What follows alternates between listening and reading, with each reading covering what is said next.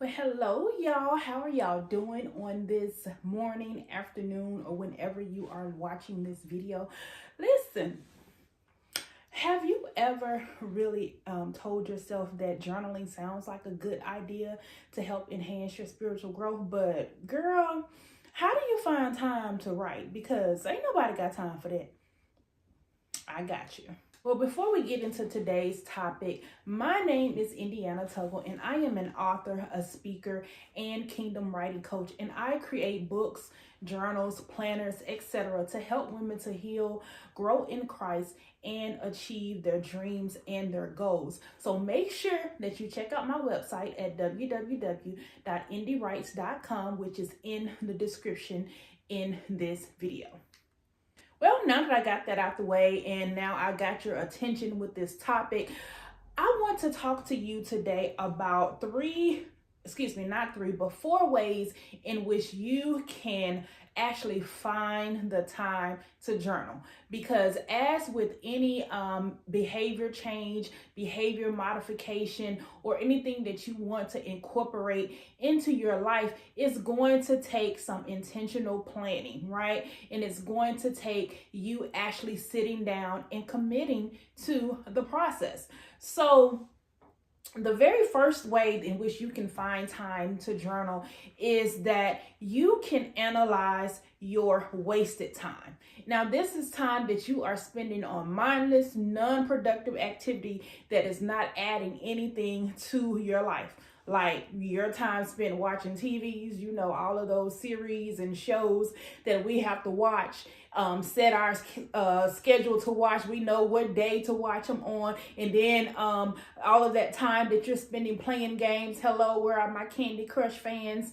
But I'm not really a Candy Crush person, but I like word puzzles and actually playing dominoes and spades online. So time spent playing those type of games, and then the time that you actually spend interacting and scrolling on social media. Now, that one was a huge shocker to me because we have these little apps on our phones called Screen Time that tells you how much time you're actually staring at the screen on your phone and what apps are you using, like your email, your Facebook, your Instagram, all of those little apps. It tells you how much time that you're actually spending on those apps, right? And so once you get all of that together, you will really find that you have more time than you think you have, right? Now, the second area in which you can analyze your time is borrowed time. Now, this is the time that you borrow because you're actually supposed to be doing something else, right? Like your lunch break. Do you really have to run errands on every lunch break every day? Or do you really have to go out to lunch with your friends each and every day, right? Or what about while you're at work in general? You're at work for 8 hours, some of us 10 hours a day. If you have the permission or the option to have your headphones in to listen to music, do you have to listen to music? Why not listen to the word on an app, or even listen to your podcast, a good podcast that is for spiritual growth, or maybe even a YouTube sermon, right? You could be listening to that instead of just listening to random music, right? And then also the third way that you can analyze your time is just from idle time, right? Idle time is time that you are spent waiting to get from one place to another. Like you're driving, you're waiting to get to your final destination. What you listening to on the radio, right? What about when you're waiting at the doctor's office? I don't know a doctor yet that calls you to the back at your scheduled appointment time, right? So you have some time while you're waiting in that waiting area to be doing something else, reading, journaling, etc. Right? Or how about how many times you hit snooze on that alarm clock when you get up to work? I'm gonna pause right there because that just really hurt my soul, because I will hit pause about 3-4 times before I actually get up. In fact, I set the alarm to incorporate the number of pauses that I know I'm going to need before I actually get up. That's a shame. So you can analyze your idle time. And then the fourth way that you can actually find time to journal is you just gonna have to schedule it.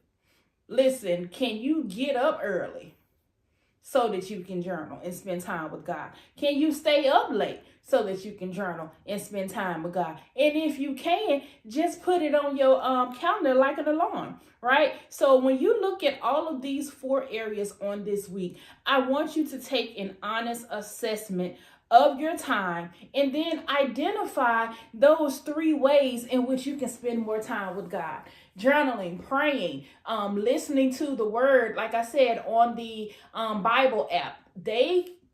You can hear or read, it can read it to you in different ways, right? You can get a dramatic reader, whatever floats your boat that's going to keep your attention, right?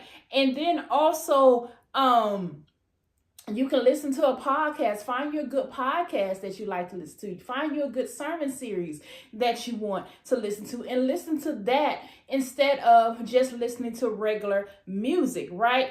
And then once you identify those areas and those times, listen, schedule it on your calendar.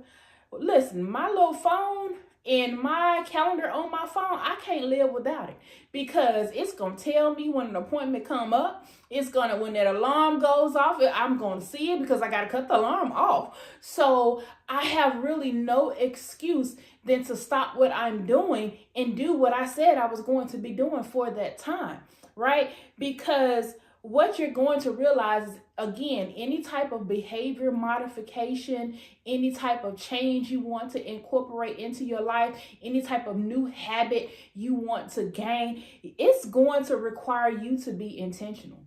And it's going to require you to make some sacrifices, right? You're going to have to sacrifice your time.